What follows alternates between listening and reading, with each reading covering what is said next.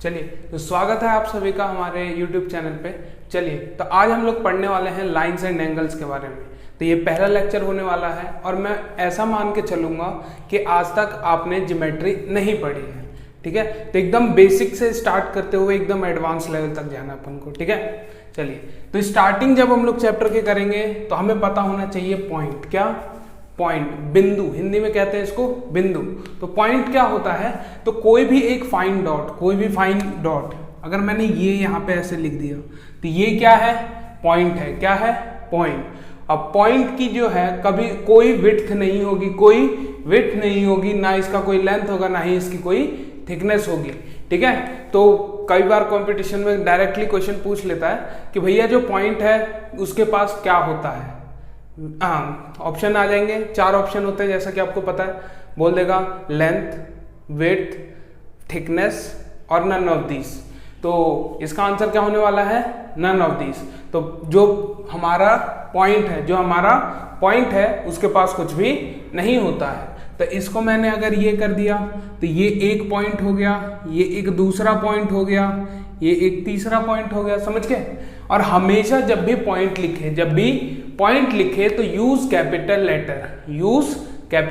Letters, ठीक है। चलिए आगे आते हैं। तो भैया लाइन, क्या? लाइन। तो लाइन क्या होता है? एक स्ट्रेट पाथ जो कि दोनों डायरेक्शन में एंडलेसली बढ़ाया जा सके, ठीक है। अगर आप एक पर्टिकुलर लाइन लिख रहे हैं तो आप इसको एल भी लिख सकते हैं। क्या? एल भी हमारा क्या हो जाएगा? एल ही लाइन होगा, वो तो लाइन सेगमेंट हो जाएगा, ठीक है। एल क्या हो जाएगा? हमारा लाइन हो जाएगा। क्या होगा? लाइन। अब ये याद रखना है, पॉइंट को डिनोट करना है कैपिटल लेटर से और लाइन को डिनोट करना है स्मॉल लेटर से, ठीक है। ये मेरी एक लाइन हो गई। मैं एक दूसरी लाइन बना सकता हूं, एम, छोटी, बड़ी, तिरछी, समझ गए? कैसे भी लाइन बनाया जा सकती है। चलिए आगे चले तो मिलता है रे। क्या? रे। अब रे और लाइन सेगमेंट ऐसा कह सकता हूं कि लाइन के ही पार्ट हैं। अगर मैं भैया इसका एक एंड फिक्स कर दूं, लाइन का एक एंड फिक्स कर दूं, ये वाला, कि भैया पॉइंट यहीं से चालू हो रहा है, लाइन जो है यहीं से चालू हो रही है और एक डायरेक्शन में एंडलेसली जा रही है, तो ए और बी क्या हो जाएगा हमारा? रे। क्या हो जाएगा? रे। और इसको ऐसे डिनोट करते हैं, ठीक है। हाँ या ना? चलिए थोड़ा सा और ऊपर बना दें, क्या पता वीडियो में ना दिख रहा हो। चलिए तो ए बी हमारा ये अगर फिक्स हो जाए, ये तो लाइन होगा, हाँ या ना। अब मैंने इसकी एक डायरेक्शन फिक्स कर दी कि भैया ये यहीं से चालू होगा, ये यहीं से चालू होगा, तो भैया ये क्या बन जाएगा? रे। क्या बन जाएगा? रे। तो ए बी इज अ रे। क्लियर है? हाँ या ना? अब चलिए आगे चलते हैं। आगे आता है हमारा लाइन सेगमेंट। क्या आता है? Line segment. इधर हमने एक पॉइंट फिक्स किया था लाइन का। लाइन क्या है? दोनों डायरेक्शन में एंडलेसली। अगर सिर्फ कोई एक चीज है, मान लो इसको मैं कोई एक ऑब्जेक्ट मान लू, इसको मैं भैया यहाँ पे जैसे मान लो रबड़ है, उसको मैंने दीवार में कील से ऐसे ठोक दिया, ठीक है, ठोक दिया और मैं उसको खींच रहा हूं, तो एक डायरेक्शन में एंडलेसली खींच सकता हूं, ठीक है। हाँ या ना? तो भैया वो जो जहां पे मैंने उसको कील से ठोका है वो उसकी स्टार्टिंग पॉइंट है, वो क्या रहेगी? फिक्स। और इसको मेरे ऊपर है ना, मैं उसको कितना खींचूं, हाँ या ना। अगर कम खींचूंगा तो रे छोटी होगी, अगर ज्यादा खींच दूंगा तो रे बड़ी हो जाएगी, समझ गए? हाँ या ना? चलिए तो वहीं अगर मैं दोनों पॉइंट फिक्स कर दूं, ठीक है, यानी एक मैंने दीवार ये रखी और एक दीवार ये रख दी, यहां पे कील लगाई और यहां पे रबड़ घुसा दिया, और यहां पे गया ये और यहां पे भी एक कील घुसा दी भैया, ठीक है। चलिए एक सेकंड, कील, ठीक है। इसके अंदर से थोड़ा समझने की कोशिश करिएगा, ठीक है। तो ये वाला पॉइंट फिक्स है और ये वाला पॉइंट भी फिक्स है। इसको मैंने नाम दिया ए और इसको दे दिया बी, तो ये एक लाइन सेगमेंट हो जाएगा, लाइन सेगमेंट। और ऐसा भी समझ सकते हैं नाम से भी, लाइन का जो एक सेगमेंट है, पर्टिकुलर सेगमेंट है, उसे मैं क्या कहूंगा? Line segment. क्लियर है? हाँ या ना? देखिए लिखा है it is a portion of line. Line का एक पोर्शन है जिसके 2 एंड पॉइंट होते हैं, ठीक है। चलिए डायग्राम बना लीजिए। डायग्राम बना लेंगे तो भैया आपके लिए आसानी होगी। इसको डिनोट करते हैं ए बी और ऊपर ऐसे लाइन डालते हैं, ठीक है, हाँ या ना। चलिए हाँ आगे आते हैं। इसको आप ये वाली लाइन डाले या ना डाले, डाले या ना डाले, हम इसको लाइन सेगमेंट पढ़ेंगे। क्या A B is a line segment, ठीक है। वहीं अगर मैं ए बी के ऊपर ध्यान से देखना ऐसे डायग्राम बना दूं तो ये किसका है, लाइन का। तो ए बी क्या हो जाएगा, लाइन यहाँ पे, और ए बी एक एंड फिक्स किया ऐसे कर दिया तो ये क्या हो जाएगा, ए बी इज अ रे। समझ गए। तो ये हमारा नोटेशन होता है, क्या होता है, नोटेशन। चलिए आगे चलते हैं। अब आते हैं कोलिनियर और नॉन कोलिनियर पॉइंट। कोलिनियर और नॉन कोलिनियर पॉइंट्स, तो इनमें क्या होता है भैया, देखिए क्या होगा कि अगर 3 या 3 से ज्यादा पॉइंट, ये देखिए अगर मैं कोई 2 पॉइंट लूं, कोई 2 पॉइंट लूं तो इनसे गारंटेड है कि एक जाएगा, एक ऐसी लाइन जाएगी जो दोनों से पास करे, जो दोनों से पास करे, ठीक है। एक सेकेंड, हाँ सॉरी लाइट चली गई थी। देखिए तो collinear and non collinear points, तो क्या होगा, 2 पॉइंट है, क्या 2 पॉइंट है, एक ये रहा, एक सेकेंड, एक पॉइंट ये रहा और एक पॉइंट ये रहा, ठीक है। यहां से भैया कोई एक लाइन ऐसी जरूर होगी, एक लाइन, लाइन मतलब दोनों तरफ से एंडलेसली खींचा जा सके, समझ गए। तो भैया ये है, ये एक लाइन है जो दोनों से पास करेगी, ठीक है। लेकिन अगर मैं 3 पॉइंट की बात करूं, 3 या 3 से ज्यादा पॉइंट की, तो भैया तो मेरा कंसेप्ट आएगा कोलिनियर का। क्या आएगा, कोलिनियर का। हमेशा याद रखना 2 पॉइंट्स आर ऑलवेज कोलिनियर, ठीक है। 2 पॉइंट्स आर ऑलवेज कोलिनियर। यहां नोट बना के लिख लीजिएगा, नोट क्या हो जाएगा, 2 पॉइंट्स आर ऑलवेज कोलिनियर, ठीक है, हाँ या ना। चलिए बढ़िया, आगे चलते हैं। आगे भैया हमारा बोल रहा है नॉन कोलिनियर पॉइंट और कोलिनियर, ठीक है। तो अगर मैं 3 पॉइंट ले लूं, A B C, A B और सी, अगर ये एक ऐसी लाइन हो जो तीनों से पास करे, जो तीनों से पास करे, तो मैं ए और बी और सी को क्या कहूंगा कि दे आर कोलिनियर। यानी एक ऐसी लाइन जो तीनों पॉइंट से पास करे, तो मैं इन तीनों को क्या कहूंगा, कोलिनियर। अगर ऐसी कोई लाइन मेरे को नहीं मिलती तो यही 3 पॉइंट्स क्या हो जाएंगे, नॉन कोलिनियर। और हमेशा ये वाला नोट याद रखना है कि 2 लाइन्स आर ऑलवेज कोलिनियर। अगर मैं, ये तो मेरा कोलिनियर का एग्जांपल है, किसका, कोलिनियर का, ठीक है। अगर मैं नॉन कोलिनियर की बात करूं तो एक पॉइंट ए है, ये हमारा बी है, और एक पॉइंट हमारा ये रहा कहीं सी, समझ गए, हाँ या ना। तो ए और बी से हमेशा कोई एक लाइन होगी। हमेशा ए और बी क्यों ले रहे हो भैया, मैं यहां अगर ए और सी से करता तब भी ये बी बाहर रहता ना, उस लाइन पे नहीं आ रहा है। तो अगर उस लाइन पे नहीं आ रहा है तो ये तीनों पॉइंट क्या हो जाएंगे आपस में, नॉन कोलिनियर। क्या हो जाएंगे, नॉन कोलिनियर। समझ आया। चलिए तो वीडियो को पॉज कीजिए और फटाफट उतार लीजिए। चलो तो आगे चलते हैं। तो आगे हमें मिलेगा एंगल। क्या मिलेगा, एंगल। एंगल हम लोग कैसे पता लगाएंगे, या फिर डेफिनेशन क्या है। तो सबसे पहले डेफिनेशन से स्टार्ट करते हैं, पता तो हम लोग बाद में भी लगा लेंगे। देखिए तो एंगल क्या होता है, 2 रेज अगर सेम पॉइंट से ओरिजिनेट कर रही है, 2 रे अगर सेम पॉइंट से ओरिजिनेट कर रही है, तो मैं क्या कहूंगा कि उनके बीच में एक एंगल बन जाएगा, ठीक है। जैसे मान लीजिए यही एक वो कॉमन पॉइंट है जहां से एक रे ये गई, इसको O पॉइंट दे दीजिए, और एक रे OA हो गई और दूसरी रे हो गई OB। तो ये जो बीच में आया, ये जो बीच में आया, इसी को मैं कहता हूं एंगल। क्या कहता हूं, एंगल। एनी प्रॉब्लम, आया ना। चलिए तो इसको कुछ लोग ऐसे भी डिफाइन करते हैं। अब डेफिनेशन अलग अलग अगर लोग हों, या फिर आप कहें कि डिफरेंट रेफरेंस बुक में अलग अलग डेफिनेशन आपको देखने को मिल जाएगी। तो जो ये 2 है ये मोस्ट कॉमन है, ये बीच में और लिखा है, या तो आप ये कर लीजिए या तो ये कर लीजिए। ठीक है। तो क्या कहता है दूसरा वाला कि इंक्लिनेशन ऑफ वन रे ओवर द अदर। अच्छा, इंक्लिनेशन का मतलब होता है झुकाव। क्या होता है? झुकाव।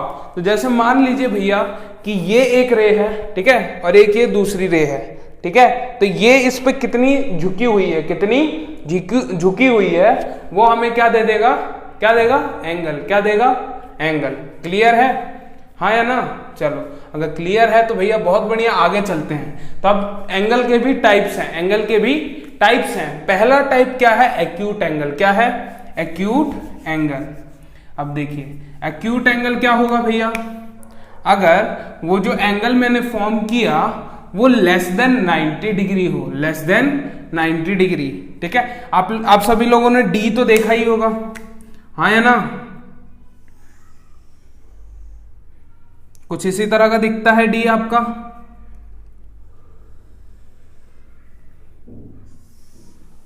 हाँ या ना? ठीक है, चलिए। तो इसमें भैया एक ऐसे लाइन होती है, ठीक है, इस पर कुछ ऐसे सूरज भगवान से बने होते हैं, इधर से लाइन निकल रही होती है, इधर से। एक ये होती है हमारी, ओके, लेट्स से सेंटर में बनाना है भैया इसे।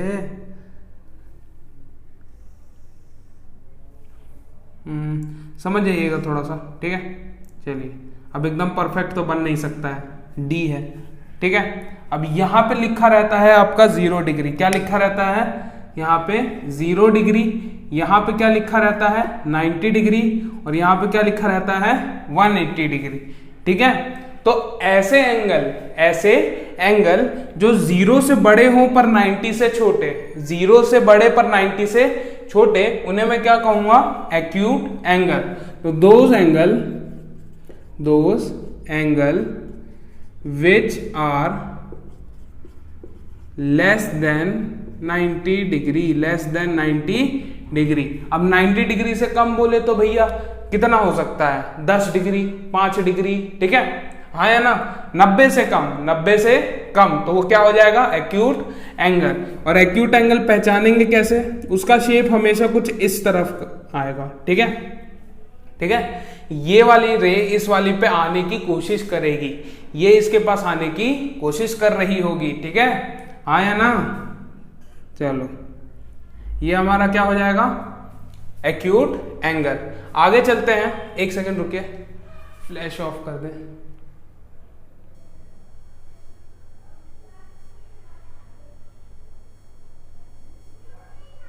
ठीक है, चलिए ऑब्ट्यूज एंगल पे आते हैं। ऑब्ट्यूज एंगल क्या होगा भैया? 90 से बड़ा, ओ सॉरी, ऑब्ट्यूज राइट, अच्छा ठीक है, हाँ। ऑब्ट्यूज एंगल, एक्यूट 90 से छोटा, ऑब्ट्यूज 90 से बड़ा, ऑब्ट्यूज 90 से बड़ा। तो भैया 90 से बड़ा क्या हो गया? 90 से बड़ा क्या हो जाएगा? 110, 100, ठीक है, 120, समझ गए? ये सब क्या हो जाएंगे? ऑब्ट्यूज एंगल होंगे। क्या होंगे? ऑब्ट्यूज एंगल, ठीक है। ऑब्ट्यूज एंगल की डेफिनेशन यही होगी भैया, क्या? Those angle which are greater than कितना? 90 डिग्री, ठीक है। ऐसे उंगलियों को देख के समझिए, ठीक है। ये हुआ तो भैया एक्यूट एंगल, ठीक है। ये हुआ तो 90 डिग्री, क्या हो गया? 90 डिग्री, ठीक है। और अगर ये हो और ये ऑब्ट्यूज एंगल, ये फॉर्म होगा ऑब्ट्यूज एंगल, ठीक है, हाँ या ना? समझे कि नहीं समझ रहे हो? अच्छा चलो, ऑब्ट्यूज एंगल की चित्रकला देख लीजिए, या इसको जो भी आप लोग बोले हिंदी में, डायग्राम, फिगर, ठीक है, कुछ इस तरीके की आएगी। ये भैया दूर भाग रहा है। क्या भाग रहा है? दूर। ये कोई गंदा सा बच्चा है, ठीक है, इससे अच्छा बच्चा दूर भाग रहा है, ठीक है, हाँ या ना? या फिर कोई एक ये लड़की है, आप इंट्रोवर्ट पर्सन हो तो आप चाहते हो कि भैया हम किसी से ना बात करें, ठीक है, हाँ या ना? समझ गए? तो ऑब्ट्यूज एंगल दूर भागेगा और एक्यूट में भैया पास आने की कोशिश करेगा, समझे? चलो, और 90 डिग्री क्या होता है भैया? अच्छा पहले डेफिनेशन तो लिख दें भैया, पहले ही फिगर। चलिए, राइट एंगल क्या होगा? अब राइट एंगल 90 ही होता है। क्या? 90। एक केस हमने देखा कि भैया 0 से बड़ा 90 से छोटा, तो क्या होगा, एक्यूट। क्या होगा, एक्यूट। लेकिन अगर भैया 90 से बड़ा हो, 90 से बड़ा और 180 से छोटा, तो वो होगा ऑब्ट्यूज। क्या होगा, ऑब्ट्यूज। ठीक है। और अगर 90 ही आ जाए तो क्या करेंगे, क्या करेंगे, राइट एंगल बोल देंगे यार, और क्या करेंगे। ठीक है। Angle which measures 90 degree is called right angle. और भैया इनकी फिगर तो देखिए, ये होगी एल शेप। क्या हो जाएगी, एल शेप। ठीक है, आया ना। और 90 डिग्री जब लिखते हैं ना तो इधर छोटा सा स्क्वायर बना देते हैं नीचे, तो इससे हम लोग इजीली आइडेंटिफाई कर लेते हैं ये क्या है, 90 डिग्री। क्या है, 90 डिग्री। अब आगे चलते हैं तो आगे मिलेगा स्ट्रेट एंगल। क्या, स्ट्रेट एंगल। अगर ये परपेंडिकुलर हुई दो लाइन तो क्या हो जाएगा, क्या होगा, क्या हो जाएगा, 90 डिग्री। लेकिन भैया अगर ये हो जाए 180 डिग्री आ जाए वैल्यू, क्या आ जाए, 180, तो क्या होगा भैया, वो straight angle. Angle which measures, ठीक है, कितना हो जाएगा, विच measures 180 degree is called a straight angle. और फिगर क्या होती है भैया, ये रहा, ये रहा, ये रहा हमारा 180 डिग्री, ये हमारा है 90 degree, greater than 90 degree and this is less than 90 degree. हाँ है ना। चलिए अब आता है रिफ्लेक्स एंगल। ठीक है। तो भैया जो 180 से बड़े होते हैं, 180 से बड़े और 360 से छोटे, तो उन्हें मैं क्या कहूंगा, रिफ्लेक्स एंगल। मान लो यार एक एंगल ए है, एंगल ए है, अगर ये बड़ा है 180 डिग्री से और छोटा है 360 डिग्री से, तो मैं क्या कहूंगा इसको, रिफ्लेक्स एंगल। क्या कह दूंगा, रिफ्लेक्स एंगल। ठीक है, हाँ या ना। चलो अब आता है कंप्लीट एंगल। तो angle which measures, angle which measures कितना, 360 डिग्री, तो हम लोग उसे क्या कहेंगे, कंप्लीट एंगल। ठीक है, हाँ या ना। चलो अब कंप्लीट एंगल कैसे बनेगा, एक डी ये रही, इसके नीचे एक और डी और लेके आ जाओ, समझ गए, हाँ या ना। तो क्या बन जाएगा, कितना हो जाएगा, वो 360 हो जाएगा। कितना होगा, 360। तो हमने देख लिए सारे केस जो भी डी पे पॉसिबल थे। एक क्या केस है, 0 से बड़ा 90 से छोटा, यहाँ पे लिख सकते हो 0 से बड़ा एंगल ए होगा, या यहाँ पे कोई भी एंगल हो सकता है, जरूरी नहीं ए हो, आप कुछ भी ले सकते हैं अपने मन से। ठीक है। और 90 से छोटा। अब इसमें क्या आएगा, 90 से बड़ा, 90 से बड़ा लेकिन 180 से छोटा, और यहां पे आएगा angle A equal to 90 degree. ठीक है। और यहां पे आएगा angle A is equal to 180 degree, और यहां पे तो लिखा ही हुआ है, और यहां पे आ जाएगा 360 डिग्री। यस और नो। ठीक है। तो ये तो था हमारा एंगल के बारे में, और क्या क्या इसके टाइप्स हैं। ठीक है। तो पॉज कीजिए और नोट डाउन कर लीजिए। ठीक है। नेक्स्ट है हमारा bisector of angle. Bisector of a angle, तो भैया बाइसेक्टर ऑफ एंगल क्या होता है कि a ray which divides an angle into 2 equal halves, यानी एक ऐसी रे होगी जो एक गिवन एंगल को इक्वल हाफ्स में डिवाइड करे। फॉर एग्जांपल मान लो कि ये रे है, ये हमारी रे है, ओ सॉरी एंगल है, ये हमारा कोई एंगल है। लेट्स से कि हमारा है ये एंगल 120 डिग्री, 120 डिग्री का एंगल है। कितने का एंगल है, 120 डिग्री का, 120 डिग्री का। हमारे पास एक ऐसी रे होगी, एक ऐसी रे होगी जो इसको 60 और 60 में डिवाइड कर दे, 60 और 60 में डिवाइड कर दे। तो ये जो रे बनी या फिर ये जो रे निकली, इसको मैं कहता हूं bisector of a angle, bisector of a angle. समझ गए। यानी एक ऐसी रे एग्जिस्ट करती है दो एंगल के, एक एंगल के बीच में, एक एंगल के बीच में एक ऐसी रे एग्जिस्ट करती है जो इसे 2 इक्वल हाफ में डिवाइड कर दे। ठीक है, समझ गए। चलिए, तो ये हमारा क्या हो जाएगा, बाइसेक्टर ऑफ अ एंगल। तो भैया हाफ हाफ में डिवाइड कर दे। अगर भैया हमारे पास है 90 डिग्री, कितना है 90 डिग्री, तो फटाफट बता दो, तो जो इसका बाइसेक्टर आएगा जो ये इसका बाइसेक्टर है, ये कितने कितने एंगल बनाएगा, कितने कितने एंगल बनाएगा, जरा फटाफट बता दीजिए। तो बता दीजिए ना, नहीं बताएंगे, चलिए कोई नहीं, हम बता देते हैं, हम बताते हैं। क्या आएगा? 45 डिग्री। कितना आ जाएगा? 45। क्यों भैया? 90 का आधा कितना होता है? 45। समझ गए? अब भाग करना तो आता ही होगा अगर 9वीं कक्षा में आ चुके हैं आप तो, हाँ या ना? ठीक है। इसी तरह जरूरी नहीं है भैया कि एक्यूट और ऑब्ट्यूज के लिए वैलिड हो। अब हम एक्यूट और राइट के लिए वैलिड हो। अब हमारे पास अगर आ गया ऑब्ट्यूज एंगल, इसमें भी एक सेम चीज है, एक रे होगी जो भैया इक्वल हाफ में डिवाइड करें। ये मैंने यहाँ पे थोड़ी सी भावनाओं में बह के गलती कर दी। ये तो हमारा एक्यूट एंगल होगा और लेट से ये 60 डिग्री है। कितना है? 60 डिग्री। तो यहाँ पे आ जाएगा ये 30। ठीक है। 120 वाला एग्जाम्पल यहाँ पे आएगा। ठीक है। कितना कितना एंगल फॉर्म हो जाएगा? 60 डिग्री का और 60 डिग्री का, हाँ या ना? समझ गए? भावनाओं में नहीं बहना है। मैंने एग्जाम्पल तो ले लिया 120 का और लिखा है और फिगर बना दी है किसकी? एक्यूट एंगल की। ठीक है। तो ऐसा नहीं करना है, हो जाती है गलती, इंसान है। चलिए आगे चलते हैं। तो आगे हमें मिलेगा intersecting and non intersecting line. ठीक है। दो लाइन अगर मैं लेता हूं, दो लाइन लेता हूं, लेट्स से ये दो लाइन है, ये क्या होगा? हो सकती है कि भैया अगर ये ऐसी है, क्या है? ध्यान से देखिएगा, ऐसी। तो भैया अगर मैं इनको एक्सटेंड करूं तो ये कहीं ना कहीं जाके मीट करेंगे, और उसके मीट करने के बाद, उस पॉइंट पे मीट करने के बाद इसको कितना भी एक्सटेंड कर लो, कितना भी एक्सटेंड कर लो, ये जिंदगी में दोबारा कभी मिलेंगी नहीं।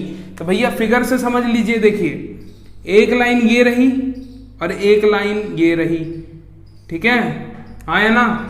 ये मान लीजिए, ऐसे समझिए, ये रेड मार्कर है और ये वाला ब्लैक मार्कर है। ठीक है। एक ऐसा पॉइंट जरूर आएगा, एक ऐसा पॉइंट जरूर आएगा जहां पे ये दोनों एक दूसरे को इंटरसेक्ट कर दे। क्या करें?